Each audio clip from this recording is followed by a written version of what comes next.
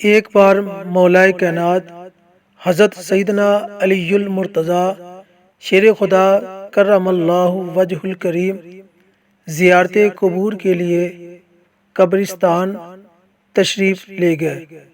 وہاں ایک تازہ قبر پر نظر پڑی۔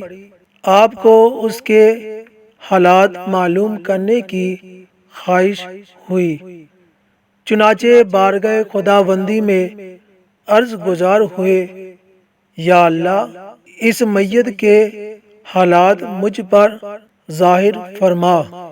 فوراً اللہ تعالیٰ کی بارگاہ میں آپ کی التجا سنی گئی، اور دیکھتے ہی دیکھتے آپ کے اور اس مردے کے درمیان جتنے پردے حائل تھے تمام اٹھا دیے گئے۔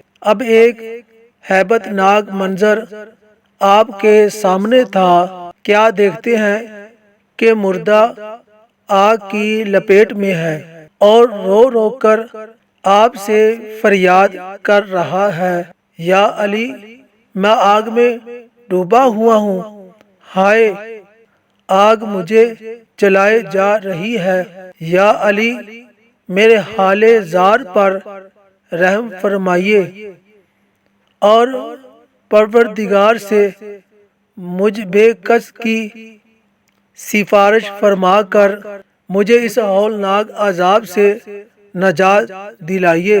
قبر کے دہشت ناک منظر اور مردہ کی چیخ و پکار اور دردناک فریاد نے مولا علی شیر خدا کرم اللہ وجہ الکریم کو بے قرار کر دیا۔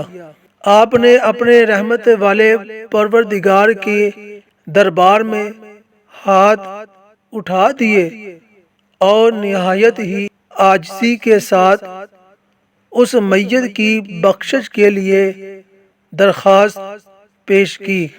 غیب سے آواز آئی، اے علی، آپ اس کی سفارش نہ ہی فرمائیے، کیونکہ روزے رکھنے کے باوجود یہ بد نصیب شخص رمضان المبارک کی بے حرمتی کرتا تھا۔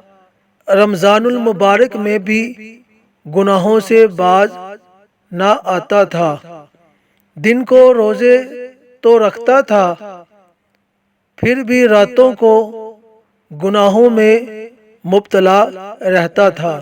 مولا کائنات مولا علی کرم اللہ وجہ الکریم یہ سن کر اور بھی رنجیدہ ہو گئے اور سجدے میں گر کر رو رو کر عرض کرنے لگے، یا اللہ، میری لاج تیرے ہاتھ میں ہے۔ اس بندے نے بڑی امید کے ساتھ مجھے پکارا ہے، میرے مالک، تو مجھے اس کے آگے رسوا نہ فرما، اس کی بے بسی پر رحم فرما دے اور اس بیچارے کو بخش دے۔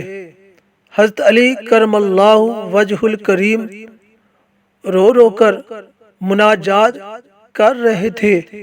آخر کار اللہ کو رحم آ ہی گیا، اس کی رحمت کا دریا موجزن ہوا اور ندا آئی، اے علی، ہم نے تمہاری شکستہ دلی کے سبب اسے بخش دیا۔ چنانچہ اس مردے پر سے عذاب اٹھا لیا گیا۔